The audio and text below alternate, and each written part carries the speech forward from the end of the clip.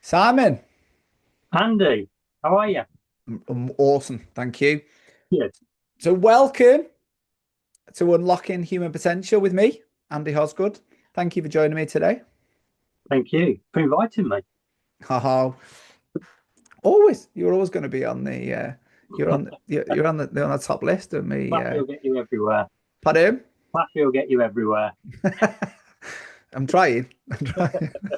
Trying. So today's guest, Simon Beesley, someone who believes that leadership should feel more human, especially when the pressure is on. Simon is the founder of Growth Consulting, a culture and leadership consultancy helping organizations create workplaces where people can do their best work without burning out, disengaging, or quietly counting down to Friday. Simon works across the NHS, healthcare, and SMEs, supporting leaders who are navigating complexity, high demand, and constant change.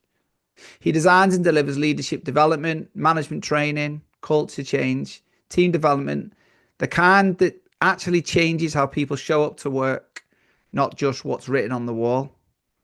He is a certified resilience coach, helping individuals and teams build the capacity to perform well in demanding roles, not by toughening up, but by learning how to recover, adapt, and stay human under pressure. What I like about Simon is that he's thoughtful, grounded, and refreshingly real. No leadership theatre, no quick fixes, just a deep belief that better cultures start with better self awareness and better conversations. Today, we explore how Simon optimizes himself, how he unlocks potential in others, and the practical advice leaders can use right now. So, if you care about leading like a human, then this one's for you. So, let's dive in. Thank you, Andy. I, when I was reading this back, it's one of the things we connected on was I think, we connected via LinkedIn and we connected on I would say share values around Mhm. humans. And I think, that came again when we had a conversation, didn't we? And I think, um, so, I really, really value the work that you're doing. So I thought it would be great for our listeners to kind of really get to know what you're doing, the insights that you'd share. It's like I always start with our guests.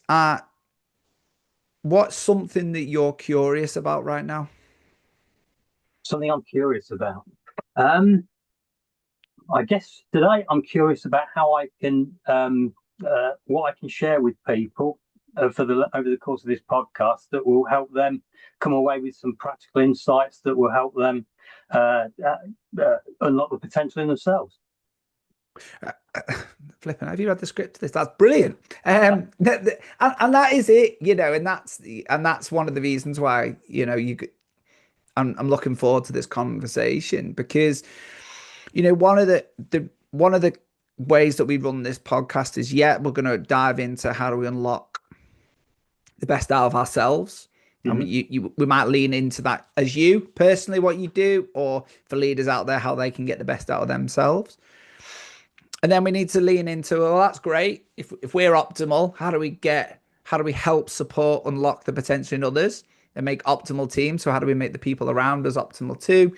Mhm. And then for me, for listeners that are going to spend the next hour listening to us sharing insights, or hopefully you sharing all the insights of me about listening, learning, and making notes too.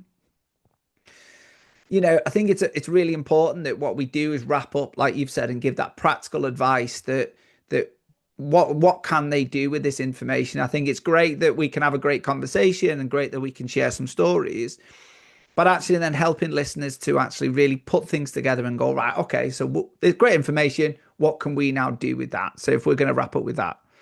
Yeah, and I think for me, Andy, so I spend a lot of my time um, developing and delivering management and leadership training, particularly for kind of junior and middle managers. And I'm sure we'll come back to the reason why a little bit later on. Um, Working for myself, one of the things I don't get to see is how people take what I've worked with them on and put that into practice, or rarely do I see that. Very different to when I worked in paid employment.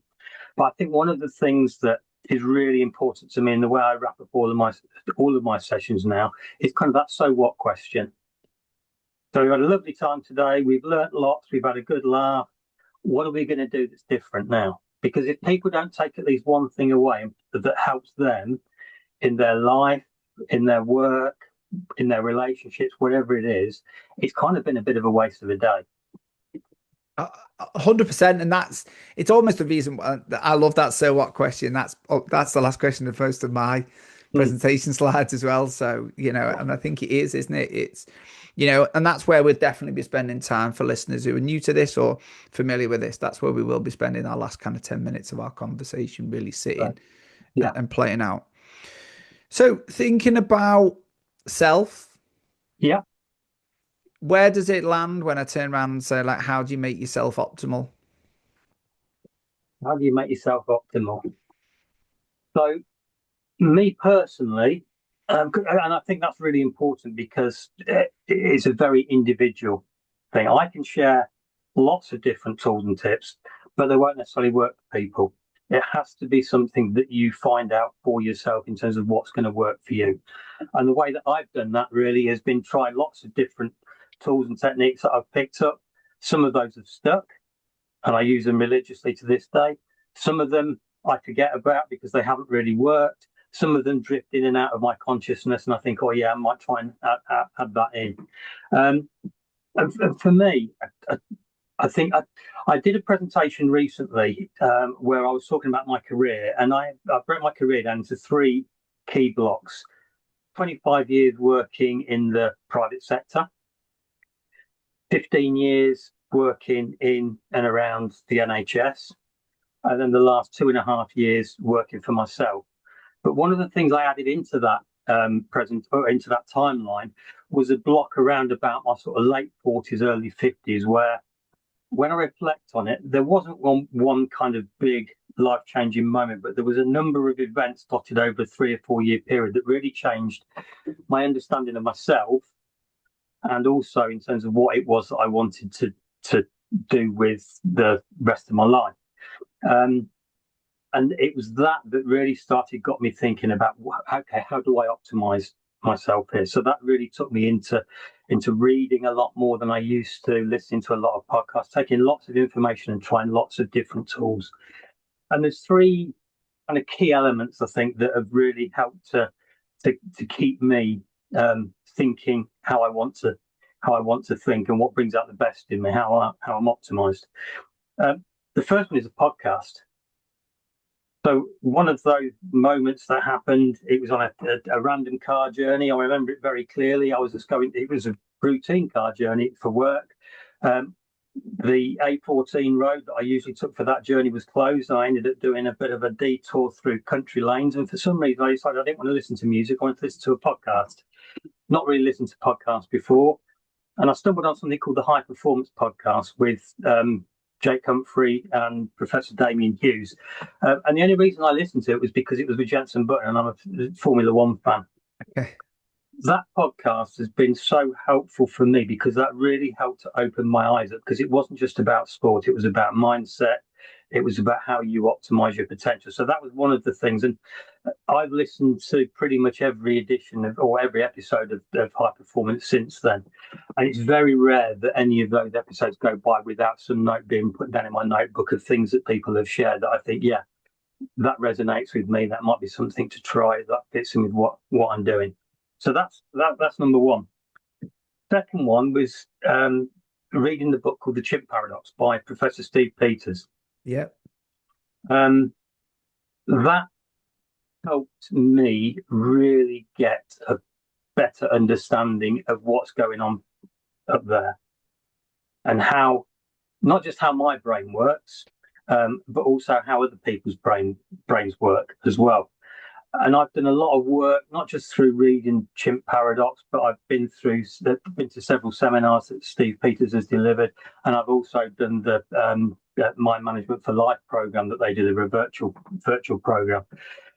And there's a lot of practices in there that I bring into my day-to-day approach. Before we started recording, we talked about the fact that it's taken a few minutes out just to set yourself this episode, that's something I try and do 3 or 4 times during the course of the day. Okay, am I being the version of myself that I set out to at the start of the day? Am I focusing on the right thing? So that bit about being conscious about what's going on around me, where I'm at, and if I'm the human side of myself or is the chimp side of my brain running things, and then trying to bring that back to the human side.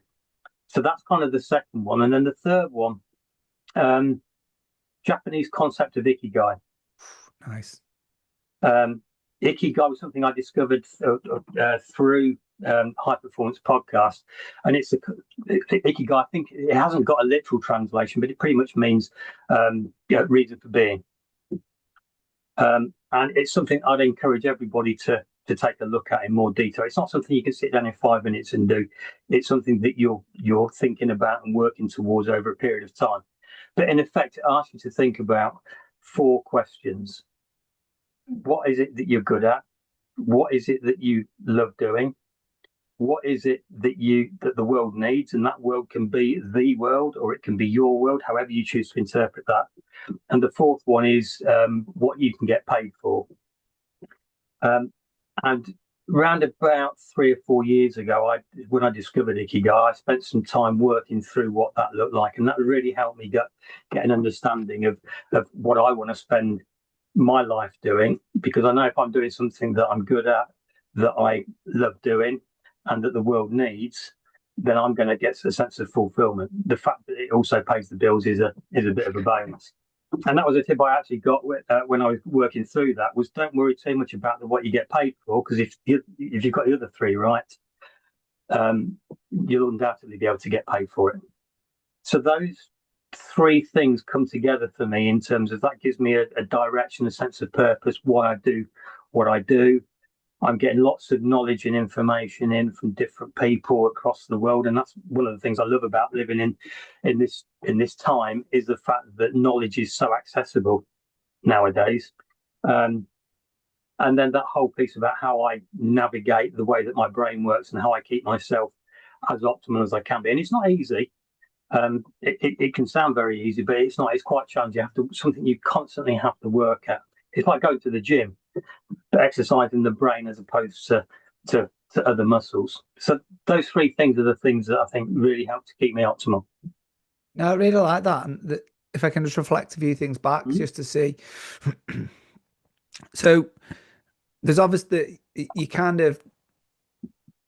shared some things there, that there was obviously a moment that, there was a moment when you listened to the podcast, and, before we came on air, we kind of talked about, there's moments in our lives where we're more open to different things. And we said, look, 5 years ago, we probably wouldn't be having this conversation. It just happens to be where you are in yours and where I'm in mine, that we've aligned in a way that's made this happen. I'm just curious if you could. So, it seems that you're quite open to change at that moment. And obviously you had a high level of self-awareness to realize that actually what was going on for you, and the fact that when you listened to that High Performance Podcast, something resonated. For listeners that's maybe, live in a world that they don't feel suboptimal, or they are feeling suboptimal at the moment, and that might be the stress, or an overwhelming anxiety, or, unhappiness in where the world is. How would you, and there's quite a big question, so, how would you kind of support people to say, how do we stop where we are to reflect on, to become more open or more self-aware?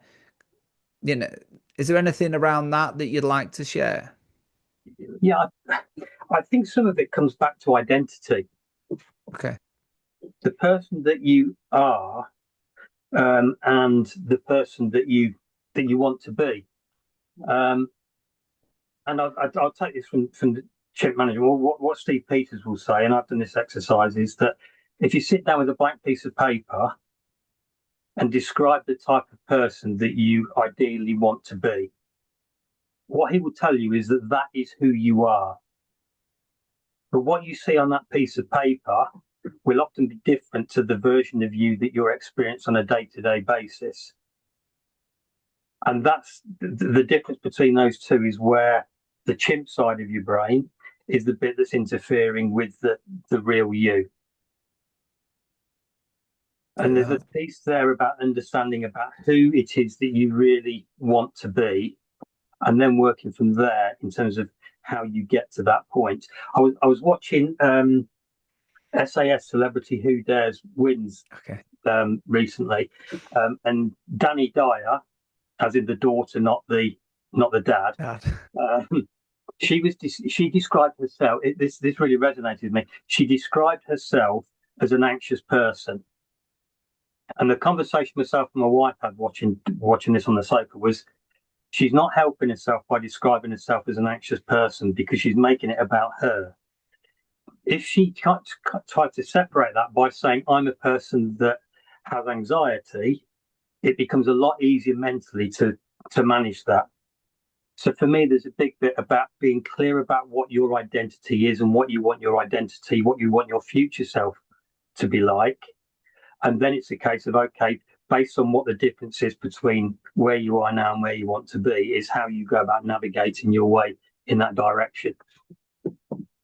Not really like that. So just let me just play that back. So there's two things I took from that. There's one, be careful what you say about yourself. So you're not an anxious person. It's, I have an anxious feeling or, anxious thoughts, whatever it is. So instead of creating it as an identity, it's, I am a good person that happens to also have anxious anxiety. And also the fact of, if you are listening to this and you're going, oh, it's all right for you, you seem to have got all your stuff, your ducks in a row. Firstly, I don't know many people have got all the ducks in a row, so don't worry about that. And then secondly is maybe write down who is the person you want to be and just maybe just analyze, okay, so how far I'm away from them and what steps do I need to take? Yeah, very much so. I use visualization quite a bit as well. Something that I came across last year, again through a podcast, listened to a lady called Maya Raichura, written a brilliant book called Visualize, which gives you an understanding of what visualization is. Now, to me, it used to be like if it was manifestation, where I think I'm going to be driving this car and I'm going to all of those things, and all of a sudden they magically happen. That isn't what it is, but that. She will say that you can't outperform your identity. So by visualizing who it is that you're going to be, how you're going to act, how you're going to think, how you're going to interact with people, how you're going to feel, that helps to create those neural pathways that will help you realize that identity. No, I really like that. Yeah. I really like that. And what well for listeners, all of the books that Sam's recommended we'll stick in the show notes as well, so that they can go. Now, the identity bit for me, if we go back to sort of early 50s, I didn't have any of those tools. I was very much the kind of person who thought, okay, I am who I am. I can't change who I am, how I behave. People have to take me as I am. Okay. Yeah. Which is why we wouldn't have been having this conversation at that particular point in time. And how has that change been for you? Oh, it's been not just for me, but for people around me. I think it's been it's really it has been quite literally life changing. I've got a better understanding of myself and how other people see me and how other people experience me, both from a positive and from a negative perspective. And it's kind of given me a lease of life, and it's why I do what I do now. My wife and I had a conversation 4 years ago that both of us remember incredibly vividly.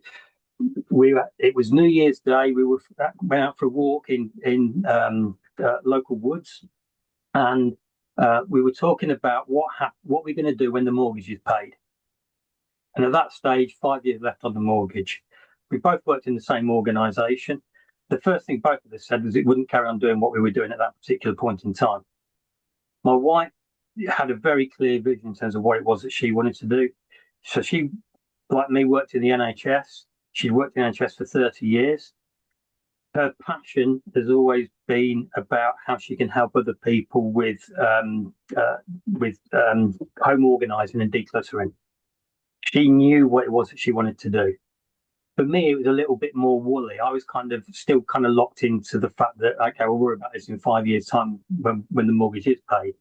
Um, but the answer I gave to was that I want to be able to use the knowledge and experiences that I've had and the tools that I've developed and share them with people in any way that people might benefit from. So they've got an opportunity to see that actually there might be different ways of doing things that they struggle with.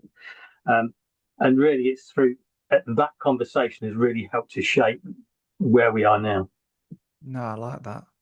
And again, you almost talked earlier on about purpose as well. And I Mm-hmm. feel like that when you were talking about that, I'll share it with me. There was a sense that I could feel when you said that when you were talking about actually when it aligned in your head of what it is you want to do and share. I could almost see a change in body language. Your smile come up and stuff. Yeah, yeah, And that's the thing. I always use that sensation. People go, I don't know what my purpose. Well, what energizes you? What honestly makes you when you talk about it get a little bit more giddy or tempoed up? yeah. Yeah. And I think it changes, but we all go through different cycles in our lives. And Mm. if I look at so when I decided, yeah, I'm going to go and work for myself now 2.5 years ago, sat down with a blank piece of paper and thought, what's this going to look like? When I look at it now, it's very different in terms of what I do on a day-to-day basis. That isn't what I envisaged. The thing that does happen though is that the impact that I have and that I get feedback on is probably greater than what I envisaged at the time. And that's the thing that really keeps me buzzing. And the days when you're sitting there trying to work out how to pull a session together for somebody and you're thinking, I'm never going to get this right. It's that thought of the feedback, the advice you get at the end of it from people, and just a little text message you get from people in terms of how they put something into practice. They're the things that you think, yeah, that's what I do this for. And and I get the impression that the reason why there's an element of you sitting down planning with such depth is because it is important to you that it lands well and it does make change. Is that That, fair? yeah, yeah, part of it is the way my brain's wired. Okay. Okay. One of those kind of those experiences around the sort of late 40s, early 50s was the fact that I was diagnosed as having Asperger's. Okay.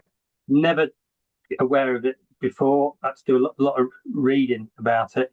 But it explained an awful lot, not just in terms of behavior, but in terms of the work that I enjoyed doing. So I've done lots of different roles throughout my career. The thing I've always come back to, the stuff that I enjoy, is less operational side and more project and program management. And I recognise how that whole bit about planning and quite a linear process that suited the way that my brain prefers to work. Um, I actually try and really challenge my brain now because I don't want to continue to work in a really rigid way. I used to hold on to things for too long and miss the opportunity. I'm much more comfortable now with rather than wait until something's perfect, letting it go, seeing how it works, and then evolve it. But yeah, that whole That- bit about planning. It is important to me that what I do ticks the box for the client. well, the two things, and then we'll move on to team if you like. Mm. One of the things is one, if this helps. So you shared a post on Ikigai on your LinkedIn. Yeah. I then shared it, and someone reached out to me, said, Okay. I've done that exercise. Yeah. And he went, flipping heck, that's powerful. And so even the work that you're doing, there's people in my network that Yeah. saw that post, took part in it, and went, that's quite good, isn't it? That's great. And then it's gone on. So I thought I'd share that with you because I Thank know you. that's important. But yeah, he Yeah. actually reached out to me and went, you know that fella? I said, well, funnily enough, it's going to be on a podcast soon, so you'll get to know a lot more. Yeah. Yeah, so and I think that's the nice thing, isn't it? One of the things I will, if you don't mind, and you can choose to move on, but I was just curious. You said that you've now found out that this is that so this planning and process is you're familiar or you're comfortable, but then you're trying to change and challenge your brain. Yeah. I'm just curious, how's that going? Is it how you finding that process of change? It's hard, really hard. So if anyone tells you any kind of change is easy, I think you're right that it's not a big enough change and not something that's challenging enough for you. When you're trying to change the way that I, there's almost that bit about being able to almost excuse it, and which I think is what I used to. Used to excuse my behaviour because that's the way I am. That's lazy to me because you can change anything. It's not easy. You have to be persistent at it, and it's not a linear process. So for every step forward I take half a step back, and sometimes you think this is too difficult, but you've got to keep trying those things. And I've got little notes written down that just remind me every so often to okay, are you being the person that you want to be? It comes back to that identity thing. So my identity isn't wrapped up therefore in the planning bit. It's about what the output looks like. Those bits give me comfort because I like to be able to go and stand up in front of a group of people knowing what it is that I'm going to say. But actually, as soon as I finish my first sentence, I don't know what's going to happen. So that whole piece about then the plan is almost gone out the window. I think it was Mike Tyson who said, the plan goes out the window as soon as you get punched in the face. I've not been punched in the face on a training session yet, but metaphorically, plenty of times. Yeah. Yeah. No.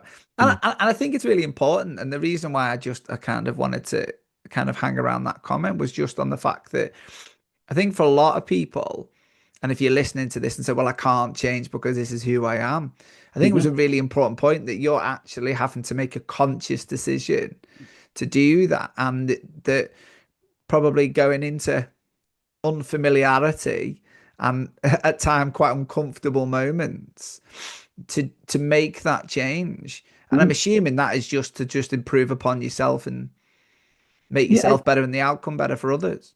absolutely. Yeah, yeah. Particularly how other people experience me as well. That No, that that's that's more important because it comes back to that. What helps you feel happy? What helps you feel fulfilled? If I've had a positive impact on people, then I'll take that. no, definitely. And just if it helps, you made me smile when you said, after the first minute, I don't know what's going to come out my mouth.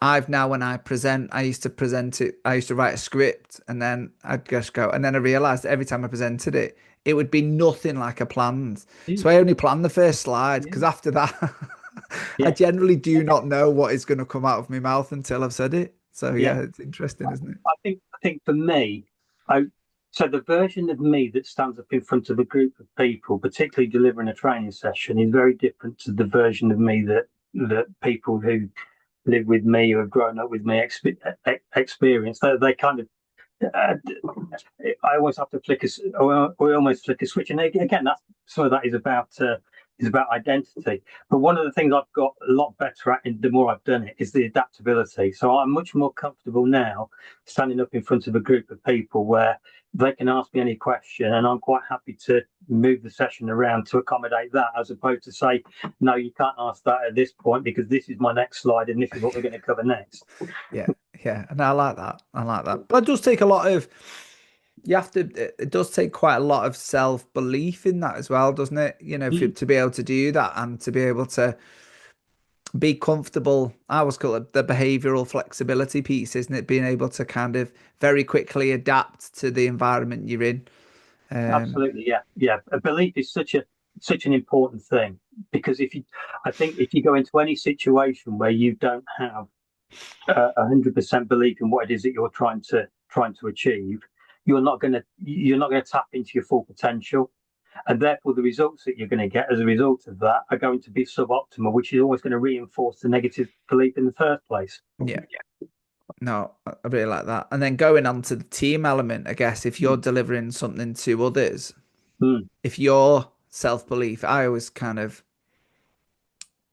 the way I would always envision myself is that if I don't believe myself, that is going to come across in the way I portray myself to others. Yeah, So I always feel if I'm being unauthentic in what I believe or in my identity that you're talking about, I always have this, maybe it's a fear about yeah, how I then project myself. People are going to go, so actually I can only come from a place that I feel that is right and true to me. And Yeah. that's, I've got a little mantra before I walk on stage to say, well, I'm just here to share some helpful stuff that I think's helpful. And I Mm. almost articulate at the start. If it's helpful to you, that's great. I have got a presentation or a plan for the session that we're going to deliver. If we Yeah. go off on a tangent, we go off Mhm. on a tangent, but we've got it there to go. Yeah. Yeah. Yeah. I used to stand up in front of groups of people thinking that everything I said had to land with every person in the room. And if it didn't, then I'd failed. And I kind of thought back to myself in terms of what happens when when I'm on the receiving end in a training session or a keynote or whatever. And I recognized quite quickly that I never take all of it away. There'll be one or two bits that resonate. So I'm now much more focused on, okay, if people can take one thing away from this session that's helpful, then that's great. And I don't look around the room now looking for everybody to be sitting there nodding and agreeing and clapping and thinking this is great, because I know that isn't the case. If I can find one person who's engaging in one particular part of it, I'm speaking to them. Yeah. Yeah. No, and I think, but it's really important, isn't it? And I think so moving on to teams Yeah. and unlocking others. So, Mm. you've been really open about yourself, and I think there's some amazing insights, and I appreciate you, really sharing some of them. Mm. So how then, there's people out there maybe in leadership. I know um, you work with a lot of junior and middle managers, Yeah. so they're, Mm. and I'm assuming they're kind of on their ladder, the Hmm. leadership ladder. Hmm. So, they'll be listening to this part of it going, okay, cool. I can take that because it's how I unlock Hmm. more potential at myself to become better. But obviously, they might now have some managerial leadership or team members that they have to. So, how do we then take this and then help others support, unlock potential in others? Okay.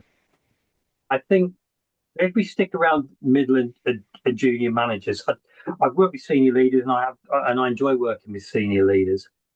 Again, when I come back to what I'm passionate about, it is those middle and junior managers for several reasons. First of all, I think that and I'm happy for people to shoot me down here, in the vast majority of organisations, middle managers are under more pressure than anybody else because they're getting pressure both from senior people and also from their teams. And often those people in those roles, and I think that there's a figure, there's a term, accidental managers, which the Chartered Management Institute came up with. 82% of managers in the UK are accidental managers. So that's people who are in management roles who have not been given the training, the tools that they need to be able to do a management job in the most effective way. No disrespect to the individuals, because they are all willing people who want to do well. But often their route to success takes them through a managerial position, particularly in healthcare, that they never particularly wanted in the first place. And I think when we don't give people the tools and the capability to be able to navigate those roles, you're not only letting them down and the organisation, you're also letting their team down as well. So that, plus the fact that ultimately the people that are today's junior and middle managers are going to be the senior manager of the future. I think it's so important that we almost try and factory fit good practice with them as opposed to retrofit it when it's kind of too late. Um, One of the things I say in all of my sessions to managers is that remember you are a role model. What you do on a day-to-day basis is far more important than what you say. We have this persistent gap in a lot of organizations between the values that the organization and the leaders talk about and the behaviors that people experience. And it's really important to try and close that gap. So come back to your identity. What are your values? What's coming out of your mouth, and does what's coming out of your mouth align to the actions that you're taking on a day-to-day basis with your team? Because if you don't do that, you can't get trust from your team. And if you can build trust and get your team to trust you, they will go to the ends of the earth with you. But you can lose that trust very quickly as soon as they start to identify the mismatch between what you say and what it is that you do. No, definitely. And can we just stay on kind of that, if we stay on that kind of, so it's interesting, isn't it? What was the accidental leaders? What was the percentage? 82%. Right. And that, it's funny because I would have a lot of the stuff I've read around the kind of the leadership ladder and how all those kind of things that occur, how normally the best performer in an organization goes, oh, do you know what? You're doing really well. We're going to promote you to now being team leader Yep. or, like you said, some kind of leadership role, either supervisor or leader, and then going into kind of some kind of middle management role. Normally because they're really good at the job they're doing rather than the job that they need to do or be into. Yeah. Yeah. Very much so. So I guess the curiosity then is, because it's interesting, isn't it, that when I was listening to that, I was listening to the story of going, the guy that I remember talking to the CEO, and I said, why is your behavior like that? Yeah. Just a curiosity. Hmm. And he went, oh, what do you mean? And I said, well, you've explained to me that every level of leadership, you felt treated really, really badly.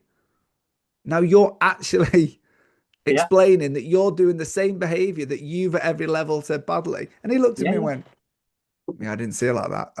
But because it had been habitual that, well, that's how I was treated. So when I got into that position, I just treated people like I was treated. Now Yeah. he's the big boss. Yeah. Yeah. Nothing had changed culturally. No. No. And you And go, oh, okay. and that's the thing for junior managers. What they're looking at is to succeed in this organisation. That's the way that I need to behave. So for those people that are ambitious, what they're looking at is the people at the top of the organisation because they see them as being Yeah, successful. For some people, that's really uncomfortable because actually those behaviours don't necessarily align with my values and the way I want to do things. Um, so yeah, and I think it's how we break that cycle. no, definitely. Yeah, So is if you could, it'd be nice to kind of just delve into some insight. So in those kind of meetings, if you've got, so I'm assuming, like you've said, if they're the 82, yeah, well, yeah, I guess we can kind of make a good statistic that, you know, four out of every five people that are in your sessions are kind of going, oh, I'm now a manager. yeah. So it is there sometimes you actually have to shine a light on these statistics and shine a light of what good behaviors of management is. Yeah, I if I one of the things that I always try and start with is a bit about self awareness, a bit of self reflection, and getting people to understand how they see themselves, but also how other people see them as well. Okay. So again, one of the curiosities, particularly in the NHS, is that we only do 360-degree appraisals for people over a certain position above. Yeah. Middle managers often don't get included in 360-degree appraisals. So I do an exercise called Johari's window, which is trying to get people to colleagues, peers, bosses, subordinates to give feedback for people. So that whole piece about how you're perceived by other people, I think, is really important. Because once you've got that understanding of how other people can see you, you can align that with, okay, how do I want to be seen? And again, come back to this thing about the identity gap. What is it that I'm doing that's giving them that feeling? And how do I need to change that to give them the feeling that I that experience that I want them to have? Could you just share a little bit on the exercise around Johari's window for those that may be unfamiliar with it? Yeah, it goes. I think it was about 1950s. It was first developed, and it goes in and out of fashion.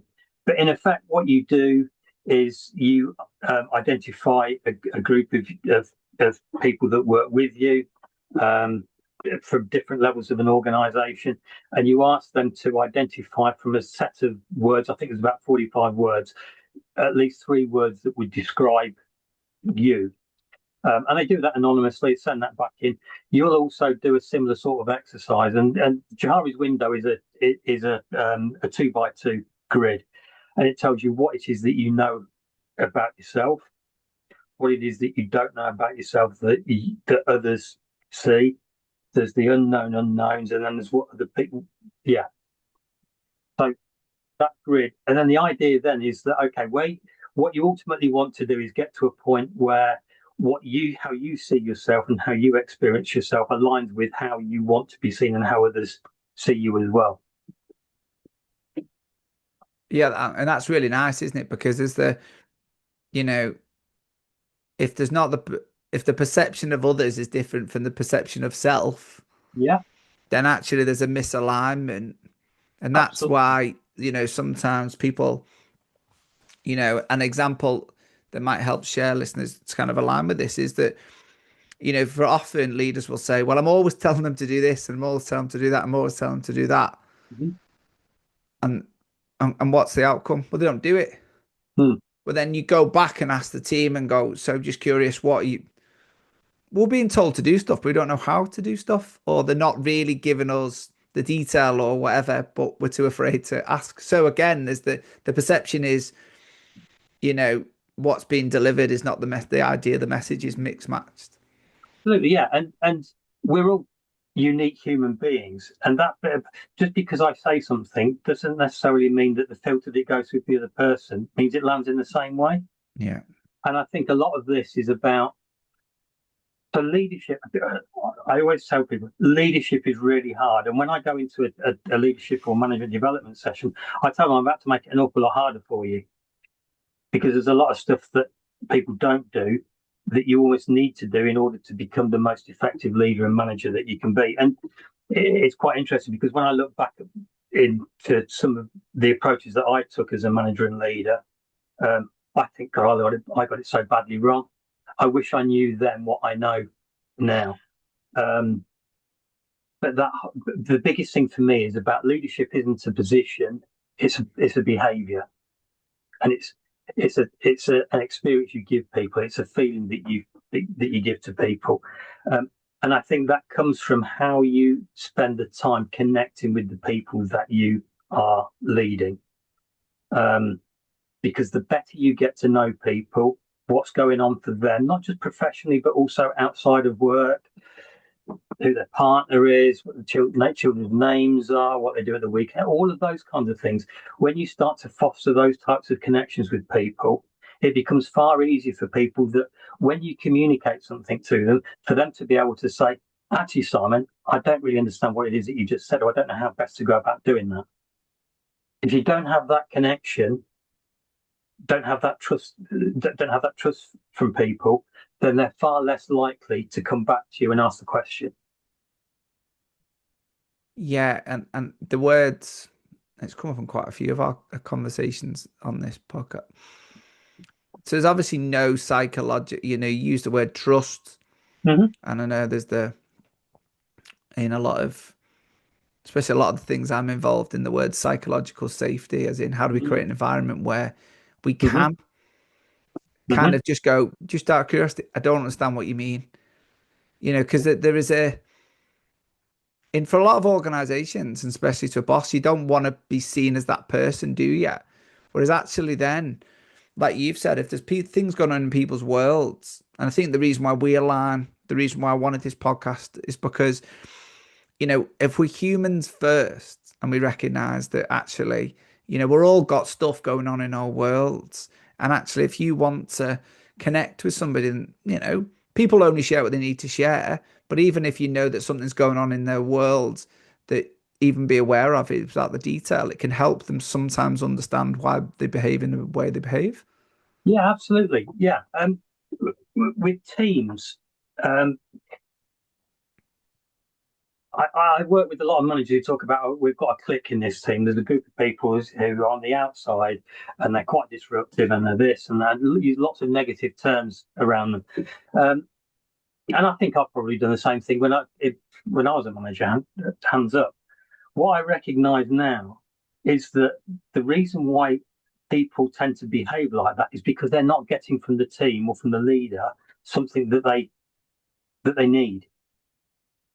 So this isn't about having to like people. This is about having respect and some kind of connection with them. So if you've got cliques forming in your team, rather than blaming the people that are in the cliques, look at yourself and think, okay, what is it that they're looking for, that they need from this team, from this role, that they're not getting? And can we do something to try and give them that without compromising what we're doing for the rest of the team and for our stakeholders, be they patients, be they customers, however you choose to term them. Mm.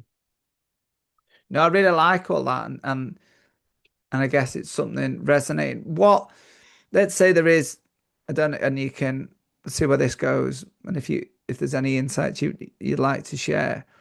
So there are leaders listening Mm-hmm. who has just gone when you've just said the words, and there's a click in the team, and they've gone, yeah, I've got one of them, Yeah, and yeah, then you've just turned around and gone, actually, look at yourself. yeah. They're going, oh no, okay, let's turn it back on me, right? And maybe now they've just become self-aware.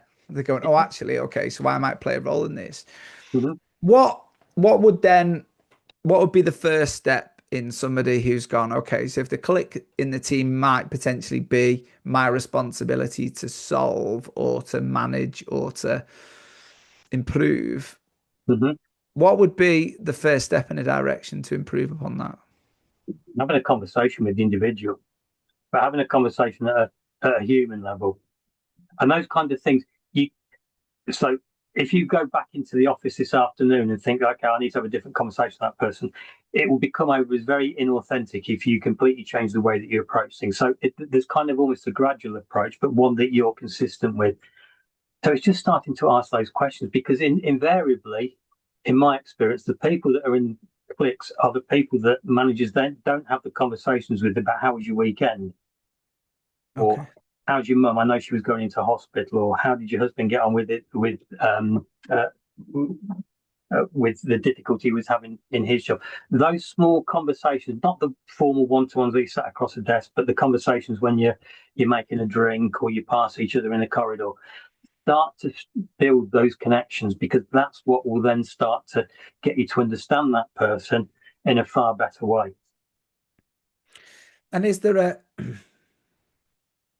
firstly, I love that. And I think, how is there any tips, insights that you could share about how they can do that consistently, especially for people that, if it's unnatural, unfamiliar, or like you've said in the previous version of you, that didn't come natural, Yeah. is that just a conscious behavior change that you've got to make as a leader, or is there something, other insights that you could share? What I used to do was write it on my to-do list. Okay. And it sounds a little bit bizarre when you look at your to-do list and you think I've got this report to write and I've got this presentation to prepare for and I need to do the one-to-ones here and all those other things. But if you can make a diary note to spend 2 minutes just going to have a conversation with somebody each day, what's that going to cost you and what's the potential benefit for that individual and for the wider team going forward? No, I And it'll like feel that. really, really uncomfortable. Go back to the chimp management model. The chimp part of your brain, the emotional side, will be telling you this isn't something that we normally do. This isn't something we feel comfortable with. What are we going to do if they tell us something that we don't know how to deal with it? But actually, you there's a bit about how you go about managing that. Get used to being uncomfortable. Put yourself in those situations because you'll get far more from people when they recognise the fact that you mean those things. Yeah, and I would certainly, and we normally wait to the end to ask for challenges, but certainly I would set one to listeners at the moment, and I see where this lands with you, Simon. If you could, Mm. you know, if the thought of doing that, if you're listening to this and there's a moment of going, oh, that cringe or that feel or that self-doubt, whatever emotion, dread comes across Mhm. you thinking, oh, I don't want to be doing that. And, Mhm.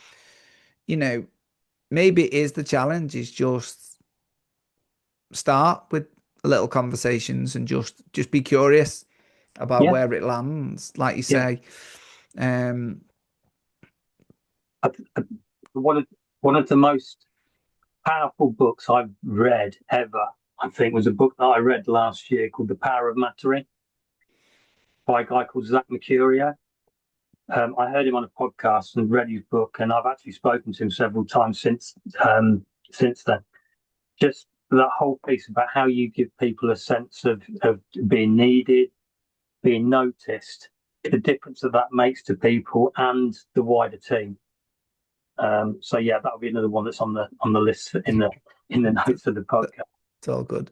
But can I just say something about you? You Mm. mentioned psychological safety. Can I just share an anecdote? So I was working with a group of people a couple of weeks ago, um, and we were talking about a meeting that they go into on a monthly basis.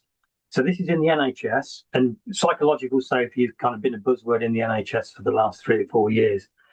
I've had my doubts as to how people really understand what psychological safety is. Um, and what this group of people told me was that this particular senior leader starts the meeting by saying, "This is a psychologically safe meeting." So Okay. I said, "Okay, well, okay, how does that work then?" And they said, "Well, it doesn't really because we don't get any more out of the meeting." And the conversation I had with them was the fact that psychological safety isn't something that you can you can just turn on and turn off. If you say this meeting is psychologically safe, what you're basically saying is if you're not in this meeting, it's not nothing psychologically safe.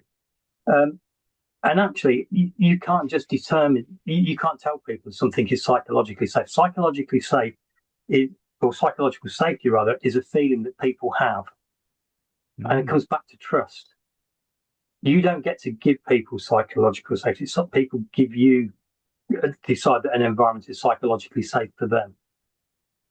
And can you, for people that are new to psychological safety, because you're right, I did highlight it because it is a word, it is a term that's used Yeah. quite a lot at the moment, and I Mm. guess I probably added to that by bringing it in. Just for those that, can you give a bit of an overview of what it is, and if you're in a team, how to create it, or share some insights of what you do? Yeah. So it, psychological safety is a term that was came from the author Amy Edmondson, and she did some work in the US. And it was in healthcare.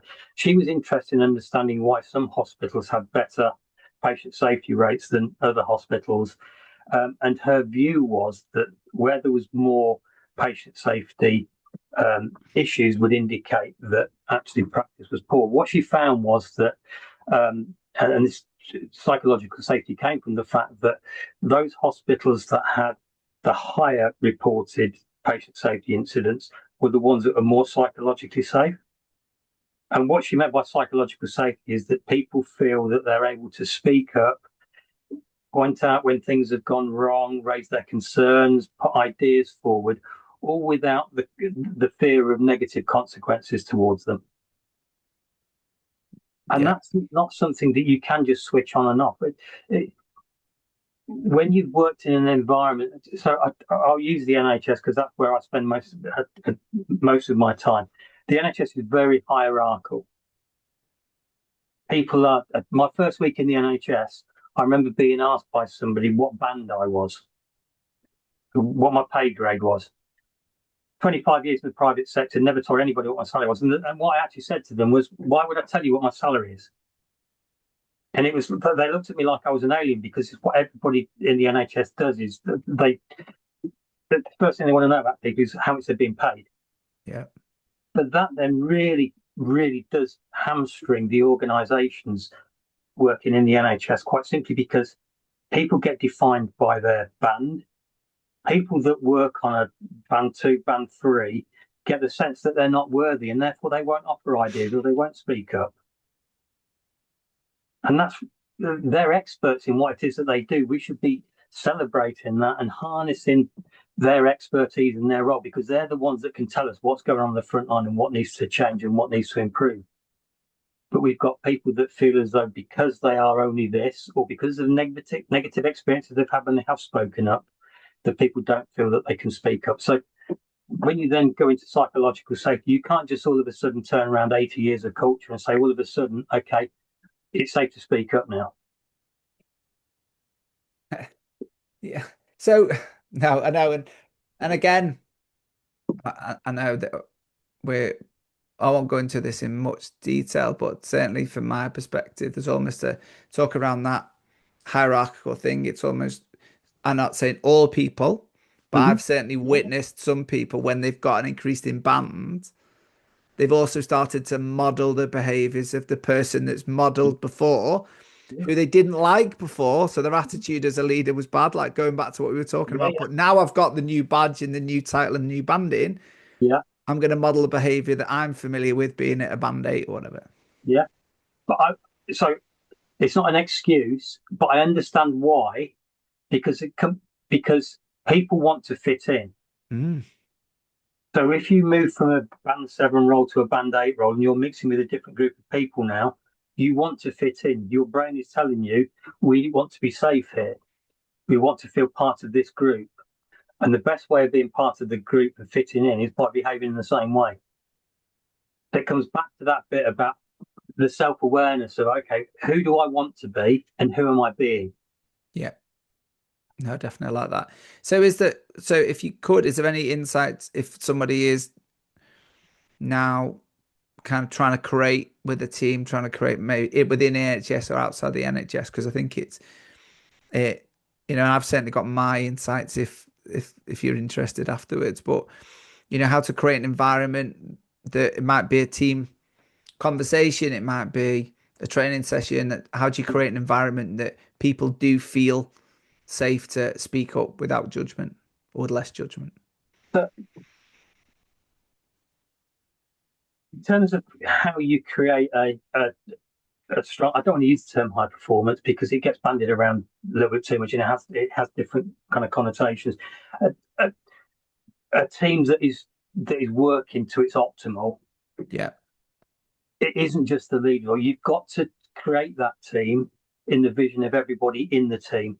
yeah, So whilst you may have an idea in terms of what it is that we're here to do, and this is what I'm being measured against, ultimately, I think everybody's got to feel that they've played a role in creating and understanding what the purpose of the team is, what it is that we're trying to achieve, what the values are. And values to a certain extent aren't that important because what is important is the observable behaviours. What are the standards we're going to hold each other to?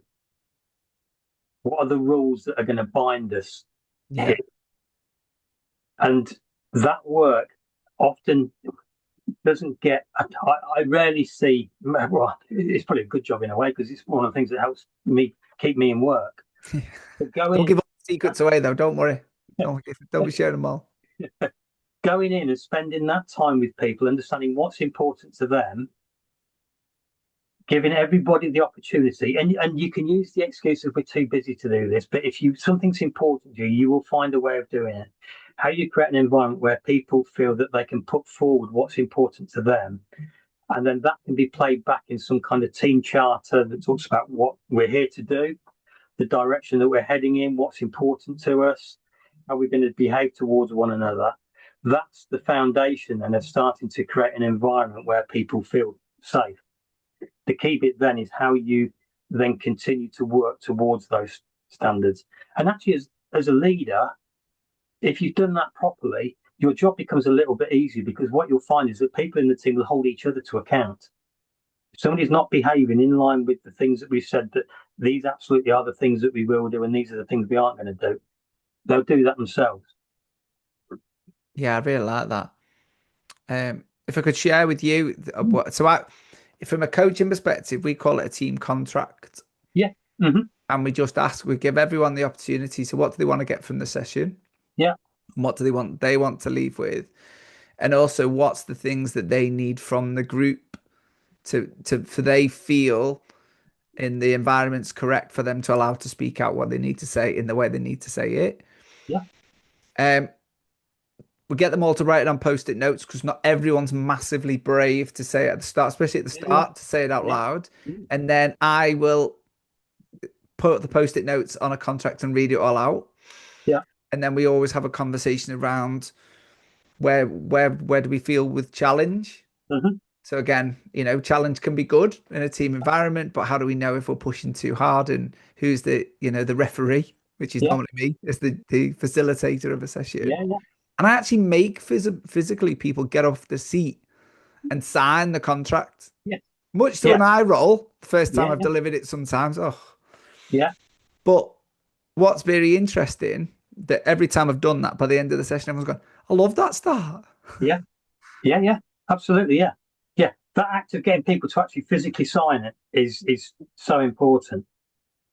because you're owning it. And then every single session I come back, Yeah, I put it up yeah, and go, right, has anyone got anything else to add? yeah. Was there any changes to this? So we start every single session with, let's just review this before we start anything. Let's review this. Let's just make sure everyone's on the same page. Yeah, You know, everyone's coming to this with a fresh set of eyes. Has anyone changed or wants to add anything? yeah. And you can do this in an organization. You don't need permission to do this, I don't think. Often people will say, well, my boss won't want me to do that, or they don't do that anywhere else. If it's important to you, you'll find a way of doing it. So around about 30 years ago, I worked for a division of Unilever, and we had a new divisional director come in. He formed it was a new division that was bringing together all of the processes from receipt of an order through to payment, so including manufacturing and warehouse. And we did this exercise where we created the purpose and some of the values and behaviours. And still to this day, I can visualize what came out of that. So we had a logo which was right first time, on time, in full, with no invoice errors. He got mugs made, lanyards made, pens, pads made. Everybody in that function had all of those things. They'd all recognized that they played a role in creating that right first time. It took around about 6 months. It took a long time because it was about 1,500 people that were in that division. But still to this day, that sticks with that sense of identity, that we're part of a team that is working towards right first time. And this is my part. This is what I do that helps the bigger piece come together. Giving that people that sense of purpose and meaning to what it is that they're doing, how they're having a positive impact on other people, be they other people in the organisation, be it people outside the organisation. I think that is so important. I really love all that.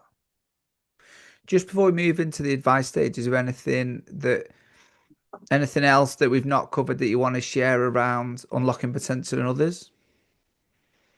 Um, I, I think the key thing is just having that interest in what people want.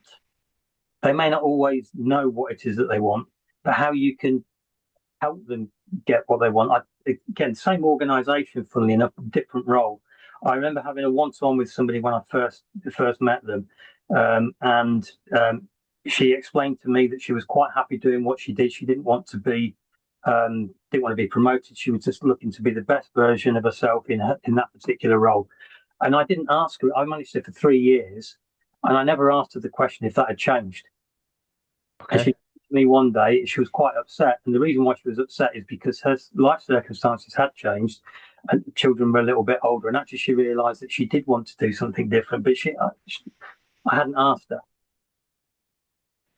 So be curious with people, and just because someone gives you an answer about one thing one day doesn't necessarily mean that's going to be set in stone forever. And it's okay for people not to want to be promoted and to become chief executive in 10 years' time. If people just want to do what they're currently doing now to the best of their ability, that's great, because you need people like that in your teams. Yeah, I love that. And again, it's, you know, if you can hear yourself making an assumption, maybe stop and ask a curious question before there's not an assumption that everyone wants to be, like you've said, but at that moment in time, but there could be times where they do actually, like you said, with life Yeah, changes. And I yeah, think that's really, really helpful. yeah. So we're going to move to some advice to start wrapping this up. Okay, 3 practical things that people could try today. okay. Um, First of all, I'd say set an intention, just a simple intention at the start of every day, Nice. and work towards it. And give yourself a little check in every now and again. Okay, have I done what it is that I wanted to do today? It might be how you're going to interact with people. So it may not just be a practical action, it might just be a feeling that you give to somebody. So that'd be number one. I guess number two, and probably linked to that, is about just take an action that shows somebody in your world that they matter. Nice. And the other one, I've not talked about this. read a book called Super Communicators by Charles Duhigg, and he was talking about how to have Good book. conversations with people. He talks about the fact there's three types of conversation that are going on at any particular point in time. Great conversations are where the two people are having the same conversation, and he describes them as three different types as being either hugged, helped, or heard. And the way that I describe that to people is my second stepdaughter, when she was growing up, I guess like a lot of teenage girls, some of the challenges that you get in terms of navigating puberty, friendship groups, boyfriends, social media, all of those kinds of things. And she would come home sometimes quite emotional. And I'm quite a practical person. I'm a fixer. So I'd want to solve things for her. I was trying to help her. She didn't want that. She was just looking to either vent or just for some emotional support. So one of the things I would say, the third piece of advice would be, if you're having a conversation with someone and you're not sure what type of conversation or what they want from the conversation, ask them, what is it I can give you? Is it a hug, to hear you, or to help you?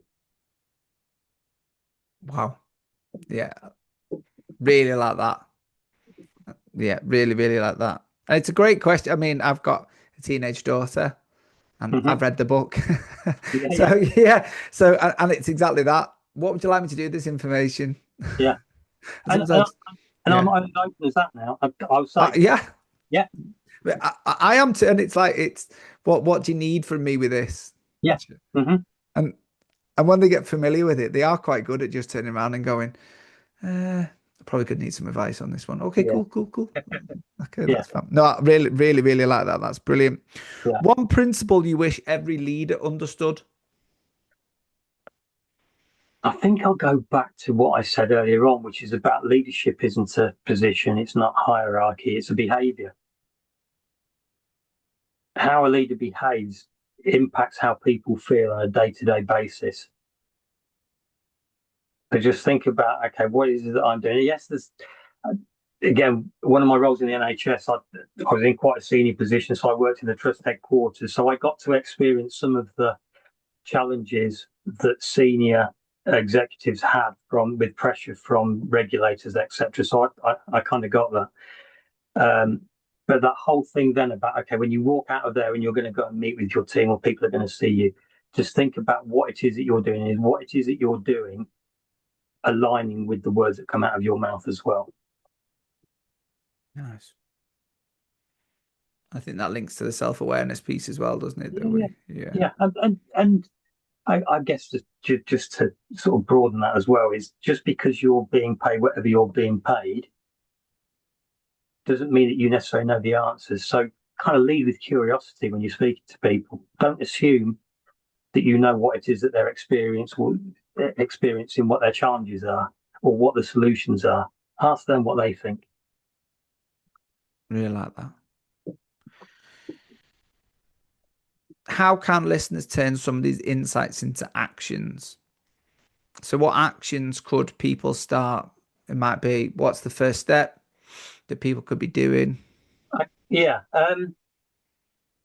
So there's a risk that when you start to pick up, and I'm not suggesting this just comes from this episode of this podcast, but when you pick up on different tools and different ways of approaching something, there's a risk that you try and throw it all at the wall and hope that some of it sticks. Yeah. I would not advise people to do that. In the same way, I don't advise people to take everything they've heard in a leadership development program, put it all into place in one go.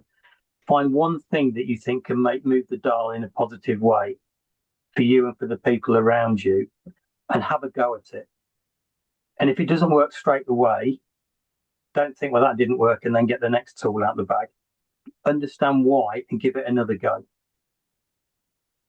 Change doesn't happen quickly, particularly when you're working with other people, because people to some extent will look at you and think, well, that sounds a little bit unusual. He's going to change. If we keep our heads down, it'll go away and we'll get back to normal. But have another go. Try things a few times. What's working, what's not working. before you give up on something. But try. No, I really like that. I think I've fallen into the trap of trying to change too much too quickly, and then succeeding at very little of it. And some of that is about, okay, well, I've only got however long left in life, and I want to do as much as I possibly can. But actually, that's not going to be that's not going to work. So pick one small thing and try and it's going to make a difference and get good at it. Brilliant. Where can people follow you? The new website's live. New website, yeah, that went live last week. That in itself was quite an interesting process, because it made me take a step back and try and speak to somebody who I'd never met before and explain to them what it is that I do and what my key messages are, and that was really helpful in terms of giving me some clarity.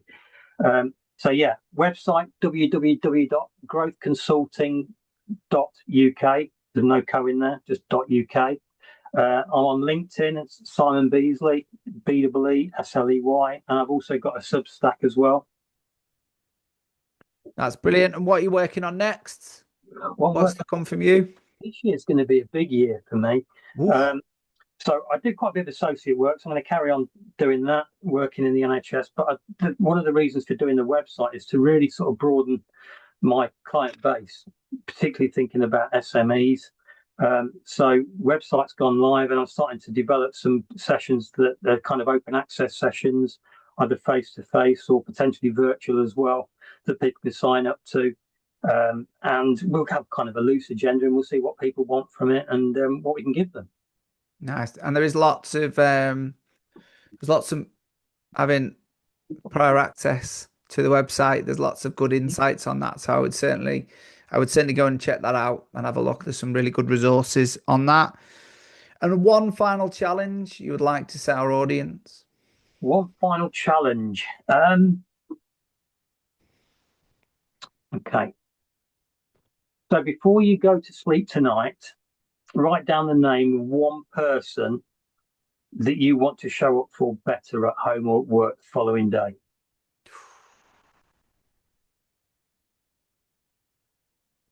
And then act on that tomorrow.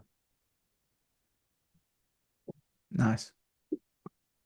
What a place to finish. Thank you. So many insights, so many good reading. There's so many insights from your career and sharing. So many great reading opportunities. So I really, really appreciate your time. Thank you for sharing it all. Thanks, Andy. I've really enjoyed it. Thank you very much. And to the listeners, we'll see you again.